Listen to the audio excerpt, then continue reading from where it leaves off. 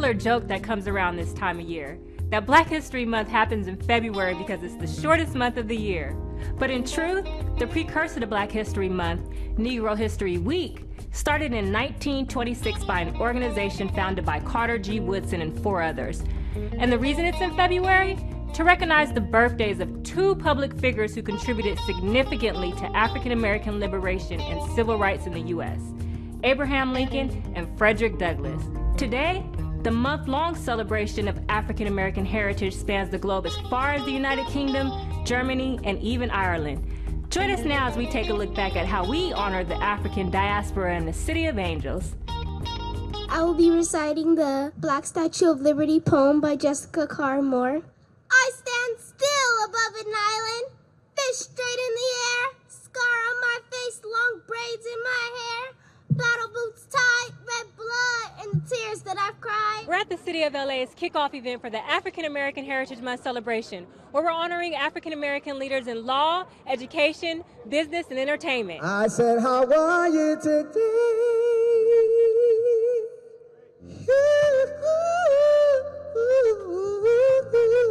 The 4 Angelinos who we honor today, really extraordinary individuals. We celebrate your excellence as Californians and as Angelinos, as angels in this city of angels. This is an incredible honor to stand before you and receive this award. As I reflect back on Black History Month, I think in terms of Black Future Month. Yeah. You have to give something back. It makes a difference to give something back to your community. And I've always tried to do that. God bless America, land that I love. Stand beside her and guide her through the night with the light from above. Can you tell me a part of African American history that resonates with you? Oh, wow. Dr. Martin Luther King Jr. I mean, that speech, I Have a Dream, is one of the moments I think, America had to take a moment and hear his words. It was a time in which we began to define who we were and made more steps towards realizing the freedom that our forefathers had fought for. In the 60s, the protests, the marches, the challenging government to be inclusive were memorable occasions for me. I remember as a kid hearing the news that Dr. King was assassinated, and that still resonates through my soul. You know what, I have to tell you, what is top of mind for me today is the fact that Gregory Hines is getting, or has gotten at this point, a U.S. stamp posthumously. Too often times in the busy hustle and bustle of life, we do forget about our heritage and we do forget about our past. Through the storm, stand through the rain, stand through the hurt. Each of us have to make the decision to be the solution and not talk about the problem. Do what our hands find to do. It's a biblical principle, and God will bless all of the works of our hands.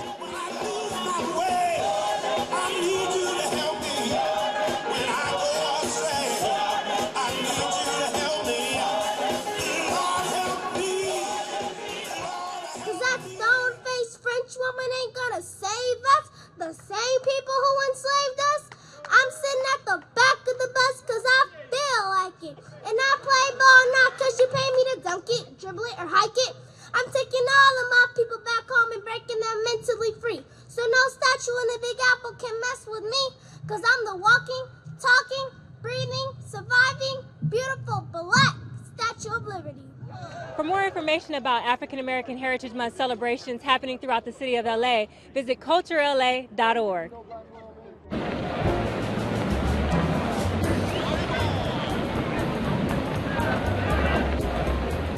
The original Wrigley Field opened on September the 29th, 1925, in the heart of Council District 9, on the corner of Avalon Boulevard and 42nd Place. It was constructed by William L. Wrigley, Jr., the founder of Wrigley's Gum and owner of the Chicago Cubs. It was built at a cost of just under $1 million. It hosted Major League Baseball teams in the region for over 30 years. Wrigley Field was home to the Los Angeles Angels during their inaugural season in 1961. Over the years, Wrigley Field hosted rodeos, concerts, fireworks, and other special events. The ballpark was even used as a backdrop for several Hollywood films about baseball, as well as the popular TV series Home Run Derby. Foul ball way down the left field line, and that's all in the second inning. Harmon Killebrew picks up a home run and leads Mickey Mantle in the Home Run Derby contest at the end of an inning and a half of play by a score of 1-0. On May 26, 1963, Martin Luther King was at Wrigley Field to address nearly 40,000 people at one of the largest civil rights rallies in the country, predating the famous 1963 March on Washington by almost 3 months. Wrigley Field is still remembered as the place where Dr. King stated, "Birmingham or Los Angeles, the cry is always the same. We want to be free." Birmingham, Alabama, or Los Angeles, California, the cry is always the same. We want to be free. His efforts that evening to connect Los Angeles to Birmingham helped to raise significant and desperately needed funds for the March on Washington and to assist in supporting the passage of the Civil Rights Act of 1964. In 1969, Wrigley Field was demolished. In its place now exists the Gilbert Lindsay Community Park, the Teresa Lindsay Senior Center, and the Kedron Community Health Center. As we celebrate African American Heritage Month, we not only pay tribute to individuals, but also celebrate the locations where historical events help to define our legacy and change American history.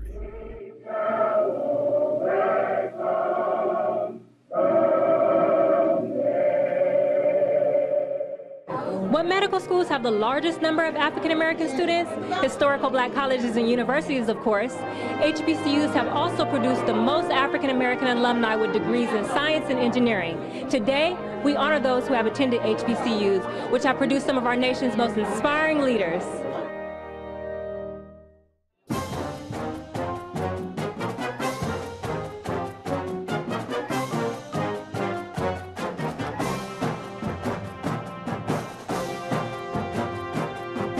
HBCUs have a community that are all about the success of African American students, and so where another school you're just a number or you're just another person on a list, at an HBCU you're really a member of a family, and your success is everyone's success.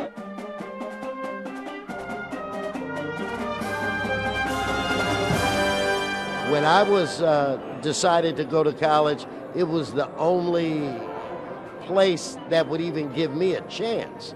Historical black colleges and universities are institutions that were established before the Civil Rights Act of 1964 to ensure African Americans had access to quality education.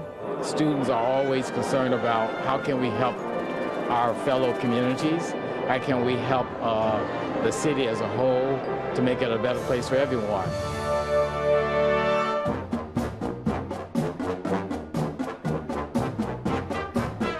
It made me feel like I was unbelievably smart to be around so many energetic people that were proud of who they were. And I'm sure it was like that at most of the black colleges throughout this great country. One of the things they encouraged us to do was to blaze new trails.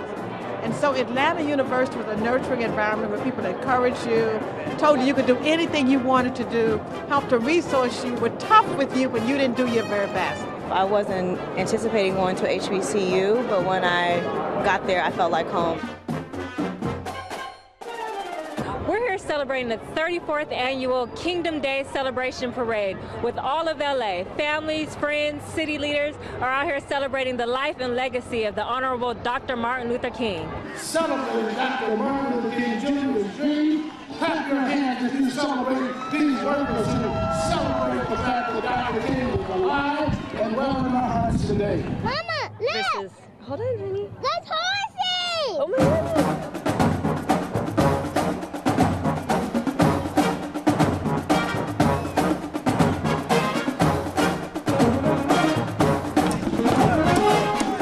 I also love seeing the diversity, all the different kinds of people. It's not just black people, it's white people, it's Latinos, it's Asian people. Like everybody comes out we forget about our differences for one day to just actually come out here and have a good time as one people. And that really makes me feel good.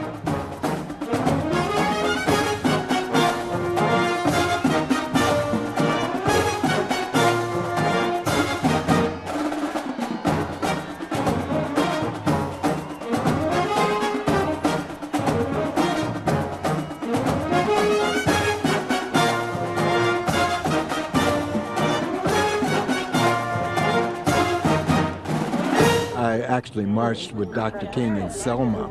So this day is very significant for me because it's a day, Dr. King was all about love. So it's a day to remember love. We've never needed Dr. King's message more than right now. Our diversity is a source of power and strength here. We're going to be lifting each other up. It brings people together, helps us to reaffirm our commitment to living the goals and ideals of Dr. King.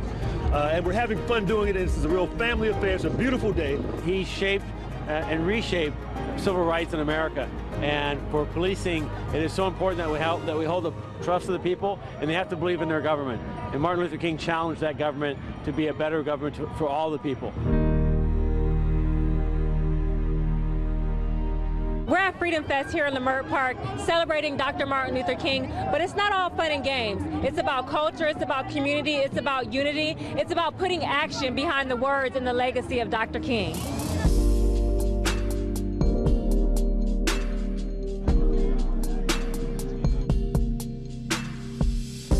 As far as what he did, him being nonviolent with all the violence going on right now in society, he was an icon who did and made phenomenal changes and never used violence. He never used hostility. He promoted love. He promoted understanding, knowledge, and information as opposed to reaction. So because of that, I support it. I got my son and my family out here trying to teach him about unity and love and King legacy.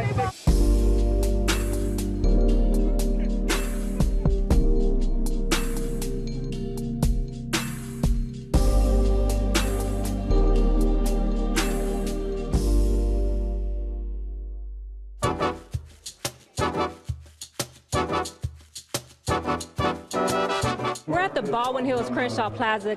It's also Martin Luther King Jr.'s 90th birthday. Can you tell us why you think it's important for us to continue to celebrate and honor Dr. King's legacy? It's critical for humanity.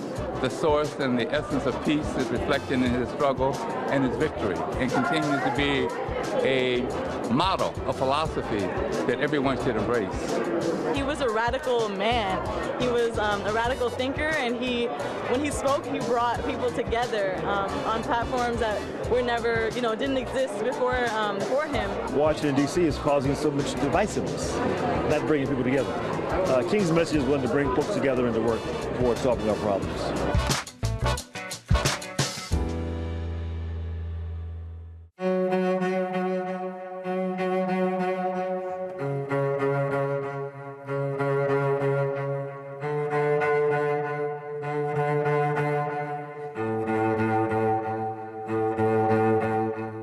Decided to honor Martin Luther King and Martin Luther King Day of Service by going down to the city of Tijuana. We are going to take humanitarian aid to refugees who are legally applying to come to our country and applying for asylum. We believe that the crisis at the border is not one of security, but one of humanity. We're taking blankets and toiletries, and hopefully we can have some impact today on the quality of their existence. Martin Luther King, to me, is a very important person. I respect my father, number one, and Martin Luther King runs high number two. He's that important because of what he sacrificed himself, not for himself, but for the betterment of the African American people and the world. We're here from LA trying to bring some support to the members of the caravan. As you probably know, there are thousands of them that have come arrived to Tijuana and with the hope of crossing the border and looking for political asylum. Now they are facing a reality, and the reality is that that hope, that opportunity doesn't exist, and it's not that easy as they probably at one time believed. And this is the result. Some of them are going to have to wait for months before they're able to see a judge. We're here to help.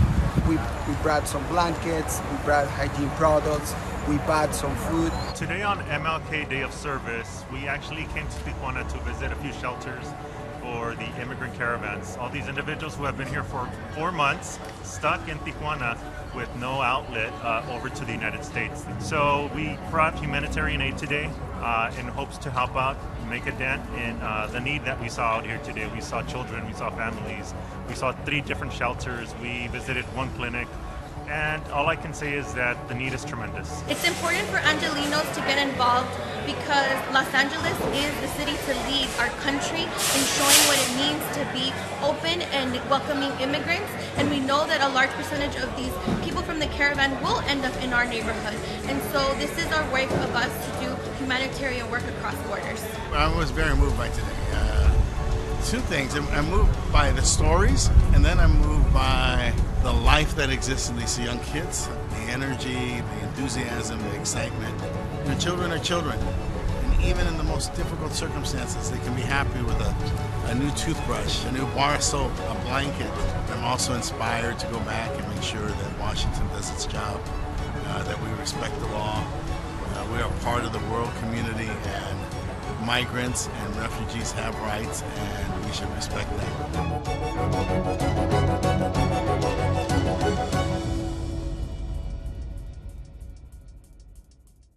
I hear a lot of times talking about neighborhoods that don't want these types of housing because they assume that we all, do drugs, we all drink, we all, and it's not that. It's not that.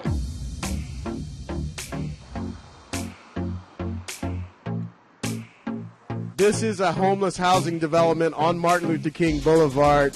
We want to have people moved in, and we want to have a celebration on Martin Luther King weekend. 3, 2, 1, yeah! Anything can happen to anybody. We want to be prepared for these situations. We believe that holding up the traditions and the spirit of Martin Luther King means reaching out and making sure we take care of the least of these. We are educated people. We are people that have careers, have had careers. We are people that want to make a change.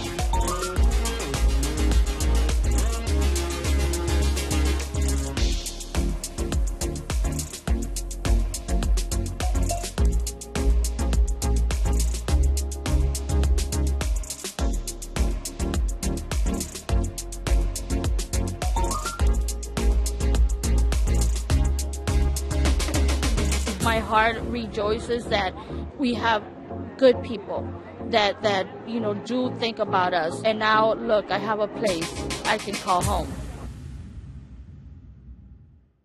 From film and television and business to annual neighborhood events, African Americans continue to add to the ever-evolving tapestry that makes Los Angeles so uniquely diverse. Here's a look at just a few important contributions African American Angelinos have made to the cultural landscape of LA. My grandmother once lived here. Her house stood right there, a parking lot now. LA's official poet laureate, Robin Cost Lewis, has written about gentrification and other challenges facing Angelinos. Her biggest personal challenge came nearly 20 years ago when she was diagnosed with traumatic brain injury after a nasty fall. I couldn't move. I was in traction. I had cast and splints. And, it was horrible. Not being able to move, you got to figure some things out with your mind. Bedridden for 2 years, the Compton native worked through the pain to write her first ever book of poetry. It became a smash. For something like that to happen to you, and then to turn it around and write the greatest... It was the greatest gift that ever happened to How does me. that... let me just explain that after this traumatic brain injury, you got down to writing and wrote Voyage of the Sable Venus, which won the National Book Award for Poetry. I've been inspired by people who take, tragic moments in their lives and turn them around. She experiences intense headaches to this day, but as LA's poet laureate appointed by Mayor Garcetti, she visits schools, promoting the art of poetry while highlighting the perseverance of LA's diverse communities. California, and specifically LA, is one of the most diverse places in the world, not the country only, but the world. I just think that human beings are extraordinary animals, and it's profound to watch how we do not give up. And that's a glorious history, and it should be celebrated and honored at all times. And I hope that I've done that somehow in my laureateship. Thanks for being here. Sure, my pleasure.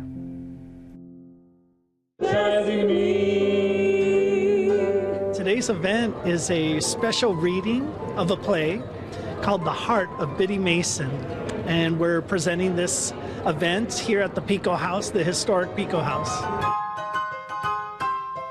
Today we are celebrating Black History Month, and I wrote a play about a very famous Los Angeles woman that came here with the Mormon Church to help her master. She was a slave in 1850, and her name was Biddy Mason, and she became a very influential force in the city of Los Angeles in the 1800s.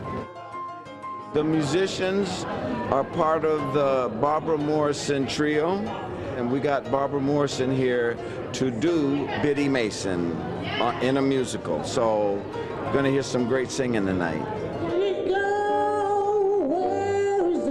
I came off the road. I said, what can I do to help my community?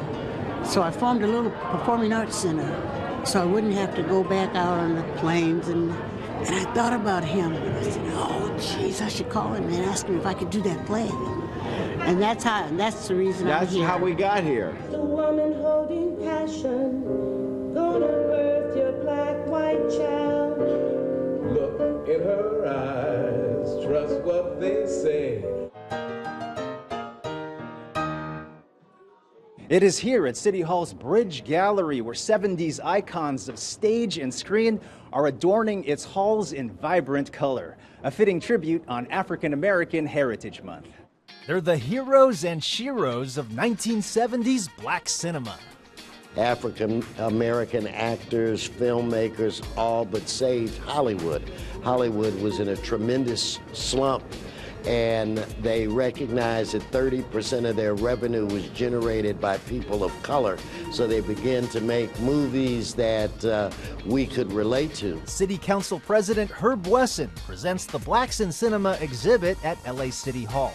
Though there's much more work ahead, actor Antonio Fargas says the popularity of blaxploitation films helped diversify Hollywood. We also open the gates for women. We also open the gates for Hispanics. We also open the gates for Asians, and everything that you see today, the diversity that you see today is born on the shoulders of the civil rights movement. Definitely more ground to break, but one thing I think we have to recognize is the ground that has been broken.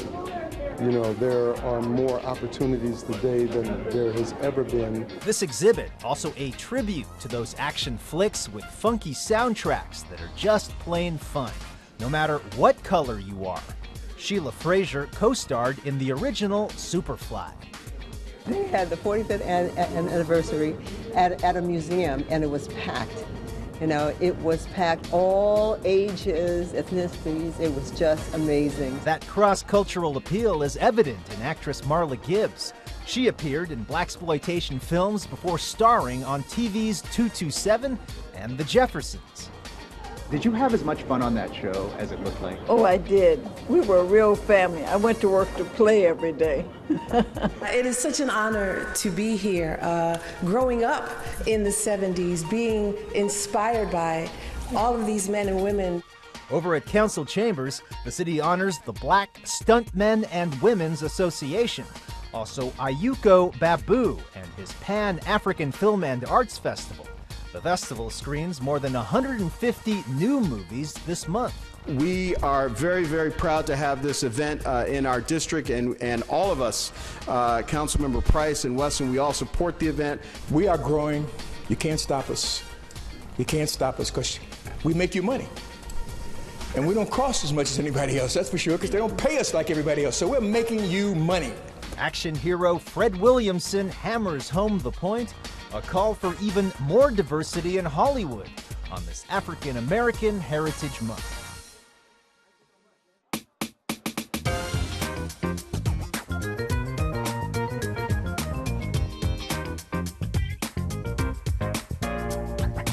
The Pan-African world is as a result of slavery and colonization. African people, or people of African descent, have been spread all over the planet. Papua New Guinea, Australia, Nigeria, Ghana, England, part of our story is all those different places. And this festival brings all those stories together so folks can get out and get a more sophisticated, more cosmopolitan understanding of the African experience.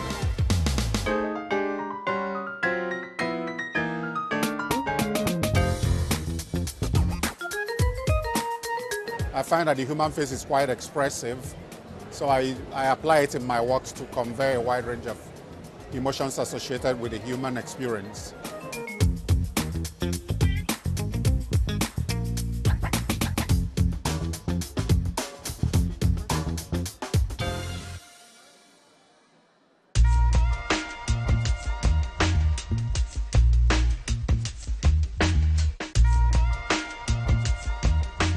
The project is called Heart of Hyde Park for a reason. It's focused on creating a mural for the corner of Slauson and Crenshaw, which is one of the most important intersections in this neighborhood. By me being growing up in this community, I thought that I was able to give voice and relate, and really just wanted to be a part of it.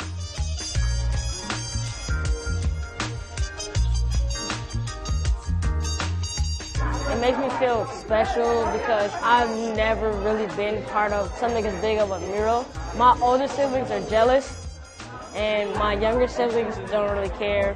I actually didn't think I would make it onto a mural before. The most important element of depicting community members on the mural is that they see themselves in a way that recognizes that they're important. So many times in communities, the everyman gets overlooked for, people from either outside of the community or people on TV or whatnot. But each person has an important voice and an important talent. So I think it's just important that we elevate them and depict them in ways that shows how important they are to us. Our goal is to have them be involved in what seems like an art project, but really is a civic project. Many of the people that we are featuring are those community members who think about how to make this neighborhood a better place. I really want to create the next public artist in Los Angeles. It's kind of the way that I want to give back to communities, because I can only paint so many murals, but if I create more muralists, then they can create more murals around the city and beautify it. This could get my name known because I do want to be a politician. So people can look back on this and say, hey, wasn't that the kid on the bank in Hyde Park? Wow, that's crazy that he's the president now. We hope you enjoy celebrating African American Heritage Month in the city of LA. I'm Umaymah Rashid. Thanks for watching.